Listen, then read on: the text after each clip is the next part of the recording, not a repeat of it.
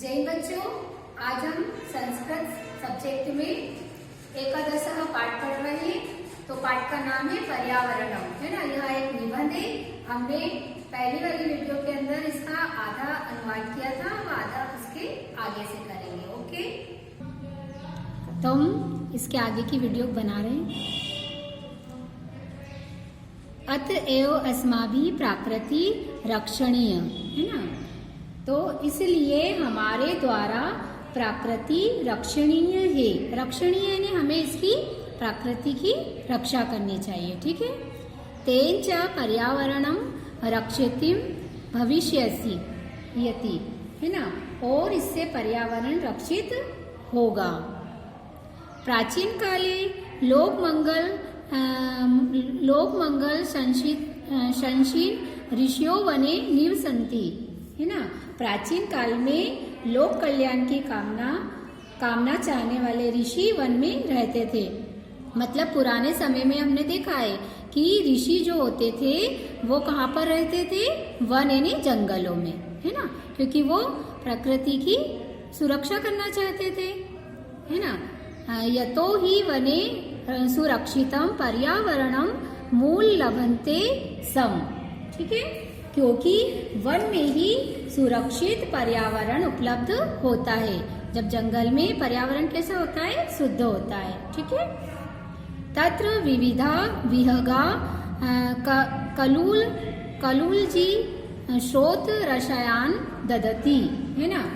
वहाँ अनेक प्रकार के पक्षी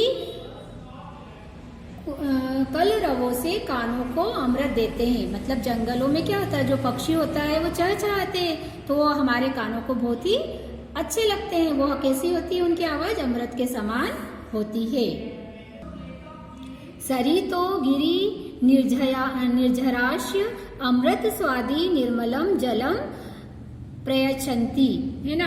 नदियों और पर्वतों के झरने अमृत के समान स्वादिष्ट और निर्मल जल देते हैं। सरितो यानी नदियां और निर्झराश्य यानी जो झरने होते हैं उनका पानी कैसे होता है? निर्मल और स्वादिष्ट होता है, ठीक है। वृक्ष लतायश्य फलानि पुष्पाणि ईंधन काष्ठानि च बाहुमूल्येन समुपरहन्ति, है ना। वृक्ष और लताएं फल फूल और ईंधन की लकड़ियां बहुलता से देते हैं, है ना। जो वृक्ष पर क्या क्या होता है? वृक्षों और लताओं पे फल लगते हैं, फूल लगते हैं, और वनों से ही हमें ईंधन की यानी जलाने की लकड़ियां प्राप्त होती है। शीतल मंद सुगंध वन पावनम औषध कल्पम प्राणवायु वितरंती, है ना। और शीतल मंद सुगंधित वन की जो हवाएं होती है वो औषधि कल्प प्राणवायु बिखेरती है। मतलब जो शुद्ध हवा होती है वो कैसी होती है? औषधि के समान होती है। अगर हम शुद्ध वायु में सांस लेते हैं तो वो हमें औषधि के रूप में प्राप्त होती है, और शुद्ध हवा हमारे शरीर के लिए अच्छी होती है, ठीक है।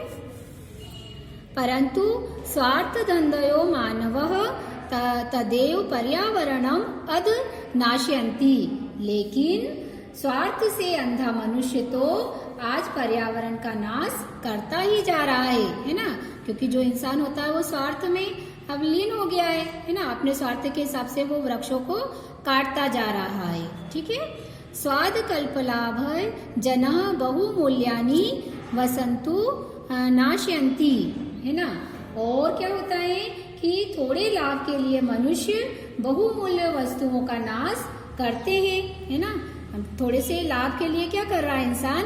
जो है बहुमूल्य अच्छी चीजों को भी नाश कर रहा है, उनके लकड़ियों को, है ना, प्रकृति को। इस तरह से जैसे व्यापार बना रहा है तो उसके लिए उसको ईंधन की जरूरत होती है या लकड़ियों की होती है। मतलब सब प्रकार से जो इंसान अपने स्वार्थ के वशीभूत जो प्रकृति को नुकसान पहुंचा रहा है। जनः यंत्र गणनायम विषादक्त जलम नद निपयन्ति। कारखानों का जहरीला जल नदियों में गिराया जाता है ना। जो कारखाने होते हैं उसका जो गंदा पानी वो कहाँ पर? नदियों में वो डालता है इंसान, ठीक है। तेन मत्स्यादीनाम जल चरणायम च क्षणेव नाशो भवति। इससे क्या होता है, जो गंदा पानी होता है वो इससे क्या होता है, इससे मछलियों का नाश आदि का नाश हो जाता है और जलचरों का भी क्षण भर में नाश होता है। जो जल में रहने वाले जीव जंतु होते हैं उसका भी नाश होता है, वो भी मर जाते हैं, और जो मत्स्या यानी जो मछलियाँ होती है वो भी क्षण भर में मर जाती है ना। नदी जल मपी तस् स्वार्थायपे जायते। और क्या होता है कि जो नदी का जल भी होता है वो सर्वदा ना पीने योग्य हो जाता है ना, गंदा हो जाता है तो उस पानी को कोई भी यूज नहीं कर सकता है, नहीं पी सकते कोई भी, है ना। मानवा व्यापार वर्धया वन वृक्षायाम निर्विवेकम छिदंती। और वन के वृक्ष व्यापार बढ़ाने के लिए विवेकहीनता से काटे जाते हैं, है ना। जो लकड़ियां होती है वो बिना रोक टोक के ही अपने स्वार्थभूष मनुष्य काटता जा रहा है। तस्मात् अवृष्टिय प्रवृत्ते वन पश्च शरण रहिता ग्रामेषु उपद्रवम विदति, है ना। और क्या होता है, जिससे सूखा बढ़ता है और शरण रहित वन के पशु गांव में उपद्रव करते हैं। मतलब जब वन नहीं रहेगा, जंगल नहीं रहेंगे तो वहाँ के जीव जंतु कहाँ जाएंगे, वो गांव में आएंगे और गांव में फिर उपद्रव यानी लोगों को परेशान करते हैं, ठीक है। शुद्ध वायु रहित रपी वृक्ष कर्तनात् संकटायनो जायते। और इससे क्या होता है, वन के जो पशु जो होते हैं, वृक्ष काटने से क्या होता है, शुद्ध वायु भी संकट से युक्त हो गई है। मतलब जो हवा होती है वो जहरीली होती जाती है और वो इंसान के लिए कैसी होती है, संकट युक्त होती है। सांस की बहुत सारी बीमारियां उससे उत्पन्न हो जाती है। एव ही स्वार्थ धंधा मानवे विक्रमिति उपगता प्राकृति एव सर्वेशम विनाश त्रिभवती, है ना। और इससे क्या होता है कि इसी प्रकार स्वार्थ से अंधे मनुष्य के द्वारा विकृति को प्राप्त प्रकृति ही उसका विनाश करने वाली हो जाती है ना। जब जो प्रकृति होती है, मतलब पर्यावरण अगर कैसा होता है, विषैला हो जाएगा तो उससे विकृति उत्पन्न होती है, बहुत सारी बीमारियां उत्पन्न होती है और वही इंसान के लिए हानिकारक हो जाती है। विकृति मुपागते पर्यावरणे विविधा रोगः भीषण समस्याश्च संभवती, है ना। और उससे क्या, पर्यावरण में विकार हो जाने से अनेक प्रकार के रोग भीषण समस्या पैदा करती है। पर्यावरण में क्या, पर्यावरण अगर दूषित होता है, विकार हो जाता है तो बहुत सारी भीषण जो बीमारियां उत्पन्न हो जाते हैं, रोग उत्पन्न हो जाते हैं, ठीक है। तस्य वर्धनादानी निश्चय चिंतनम प्रति भाति। और क्या होता है कि वह सब चिंतनीय लगता है। इससे मतलब बहुत ही चिंताजनक वाली बात हो जाती है अगर पर्यावरण हमारा प्रदूषित होता है तो, ठीक है। धर्मो रक्षति रक्षितः इत्या सर्वे वचनम, है ना। रक्षित धर्म रक्षा करता है ना। जो धर्म, अगर हम धर्म की रक्षा करते हैं तो वह हमारी रक्षा करता है, ऐसा ऋषियों द्वारा वचन कहा गया है। ये किसने कहा है, हमारे ऋषियों ने कहा है कि अगर हम धर्म की रक्षा करेंगे तो धर्म हमारी रक्षा करेगा। पर्यावरणमपि धर्म स्वे मिति ऋषया प्रतिपादितवन्तः, है ना। पर्यावरण का रक्षा भी धर्म का ही अंग होता है, ऐसा ऋषियों ने निर्धारित किया है। क्या कहा है कि हम पर्यावरण की रक्षा करते हैं तो वह भी हमारा एक धर्म है। अतएव वापी कूपत गदी निर्माणम देवायत विश्राम ग्रहित दिश पश्चात, है ना। तो ही हमें वापी कुआ, तो इसीलिए वापी कुआ तालाब का और मंदिरों का, देवालय का मतलब मंदिरों का और आश्रमों का निर्माण किया जाता है, ठीक है।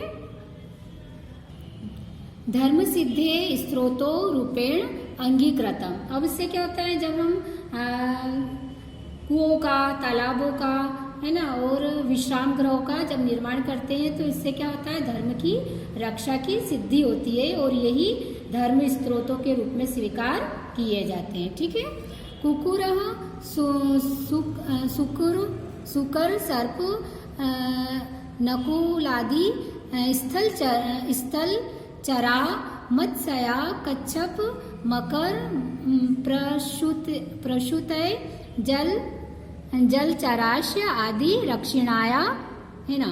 इससे क्या होता है, जो कुत्ता होता है, कुकुर यानी कुत्ता, सुअर, सर्प, है ना, और नेवला, है ना, और ये कैसे प्राणी होते हैं, ये स्थलचर होते हैं, इन्हें जमीन पर रहने वाले होते हैं, और मछली, कछुआ और मगरमच्छ आदि कहाँ पर रहते हैं, ये जलचरास्य यानी जल में रहने वाले होते हैं, भी रक्षणीय है। इनकी हमारा कर्तव्य है कि हमें इनकी रक्षा करनी चाहिए, ये रक्षणीय है ना। यत ते स्थल मलानाम अपनोदीह जलम मालानम अपरण रस्य, है ना। इससे क्या होता है, क्योंकि वे भूमि की गंदगी को दूर करने वाले होते हैं और जो जल में रहते हैं तो वो जल की गंदगी को दूर करते हैं ना। जो कुकुर, कुत्ता, सांप, नेवले, ये स्थल यानी जमीन को साफ करते हैं, पृथ्वी को साफ करते हैं, और जो पानी में रहने वाले जीव जंतु होते हैं वो पानी को साफ करते हैं, इसलिए हमें इनकी रक्षा करनी चाहिए। प्राकृतिक रक्षणा एवं लोक रक्षा संभवती इत्यत्र नास्ति संशय, है ना। इससे क्या होता है कि प्रकृति की रक्षा से ही लोक रक्षा की संभावना होती है और इसमें कोई संदेह नहीं होता है ना। अगर हम प्रकृति की रक्षा करेंगे तभी लोग यानी मनुष्य की रक्षा हो सकती है, इसमें कोई संभव संशय नहीं है, यानी कोई भी इसमें संदेह नहीं है। ठीक है बच्चों, यह लेसन यहीं पे खत्म होता है। अब इसे एक बार और रीडिंग करना। जय हिंद, ऑल ऑफ यू।